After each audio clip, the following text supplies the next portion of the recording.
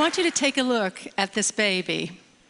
What you're drawn to are her eyes and the skin you love to touch. But today I'm going to talk to you about something you can't see. What's going on up in that little brain of hers?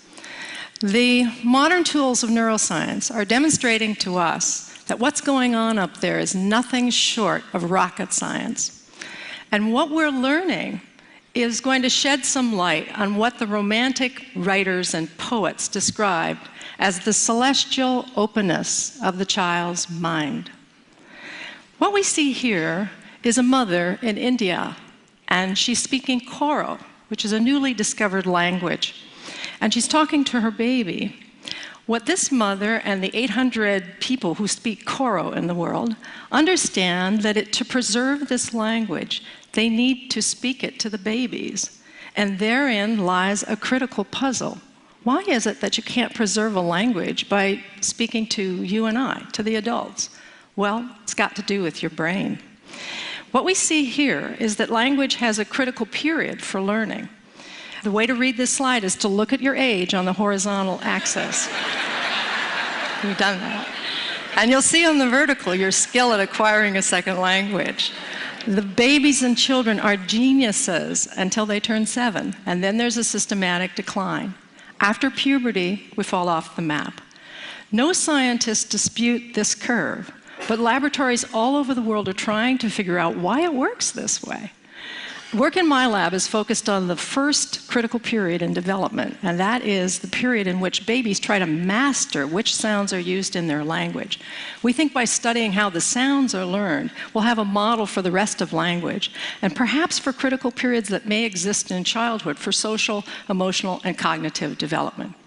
So we've been studying the babies using a technique that we're using all over the world in the sounds of all languages. The baby sits on a parent's lap, and we train them to turn their heads when a sound changes, like from ah to e. If they do so at the appropriate time, the black box lights up and a panda bear pounds a drum. A 6-monther adores the task. What have we learned? Well, babies all over the world are what I like to describe as citizens of the world. They can discriminate all the sounds of all languages, no matter what country we're testing and what language we're using. And that's remarkable because you and I can't do that. We're culture-bound listeners. We can discriminate the sounds of our own language, but not those of foreign languages. So the question arises, when do those citizens of the world turn into the language-bound listeners that we are? And the answer? Before their first birthdays. What you see here is performance on that head turn task for babies tested in Tokyo and in the United States, here in Seattle, as they listen to ra and la, sounds important to English but not to Japanese. So at 6 to 8 months, the babies are totally equivalent. 2 months later, something incredible occurs. The babies in the United States are getting a lot better. The babies in Japan are getting a lot worse, but both of those groups of babies are preparing for exactly the language that they're going to learn. So the question is, what's happening during this critical 2-month period? This is the critical period for sound development, but what's going on up there? So there are 2 things going on. The first is that the babies are listening intently to us, and they're taking statistics as they listen to us talk. They're taking statistics. So listen to 2 mothers speaking Motherese, the universal language we use when we talk to kids. First in English and then in Japanese.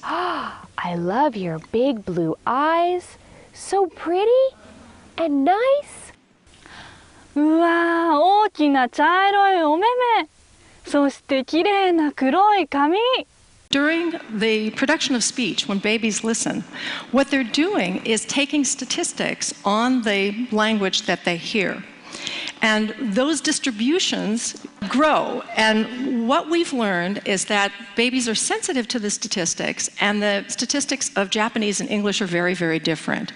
English has a lot of R's and L's, the distribution shows, and the distribution of Japanese is totally different, where we see a group of intermediate sounds, which is known as the Japanese R.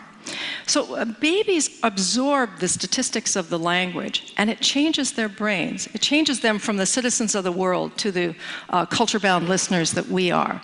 But we as adults are no longer absorbing those statistics. We're governed by the representations in memory that were formed early in development. So what we're seeing here is changing our models of what the critical period is about. We're arguing from a mathematical standpoint that the learning of language material may slow down when our distribution's stabilized. It's raising lots of questions about bilingual people. Bilinguals must keep two sets of statistics in mind at once and flip between them, one after the other, depending on who they're speaking to. So we asked ourselves, can the babies take statistics on a brand new language? And we tested this by exposing American babies who'd never heard a second language to Mandarin for the first time during the critical period. We knew that when monolinguals were tested in Taipei and Seattle on the Mandarin sounds, they showed the same pattern. 6 to 8 months, they're totally equivalent. 2 months later, something incredible happens. But the Taiwanese babies are getting better, not the American babies. What we did was expose American babies during this period to Mandarin. It was like having Mandarin relatives come and visit for a month and move into your house and talk to the babies for 12 sessions. Here's what it looked like in the laboratory. 发生了什么事情哦？小小熊七七在这里，一个绿色的圈圈，绿色的圈圈。绿色的圈圈，来转一下，转一圈，嘿，一圈，再一次哦，转一二三。 So what have we done to their little brains? We had to run a control group to make sure that just coming into the laboratory didn't improve your Mandarin skills. So a group of babies came in and listened to English, and we can see from the graph that exposure to English didn't improve their Mandarin.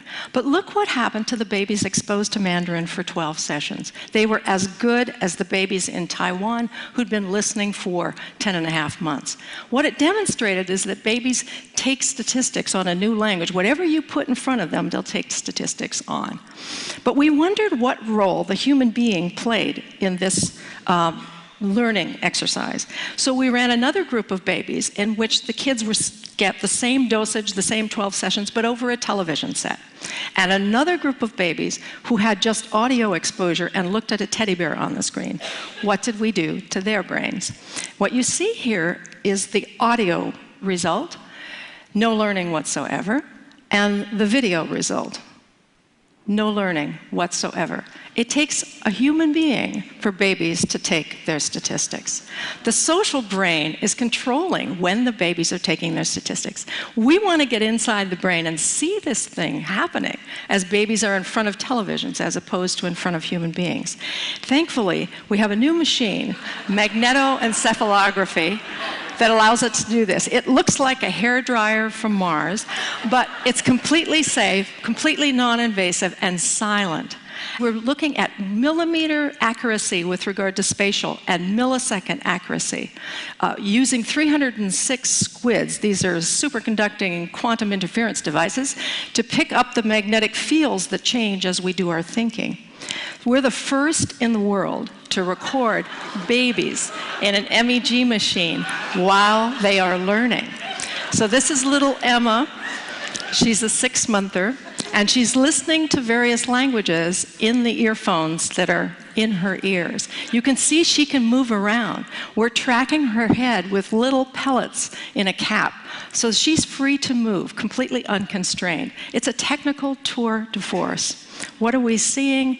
We're seeing the baby brain as the baby hears a word in her language. The auditory areas light up, and then subsequently areas surrounding it that we think are related to coherence, getting the brain coordinated with its different areas, and causality, one brain area causing another to activate.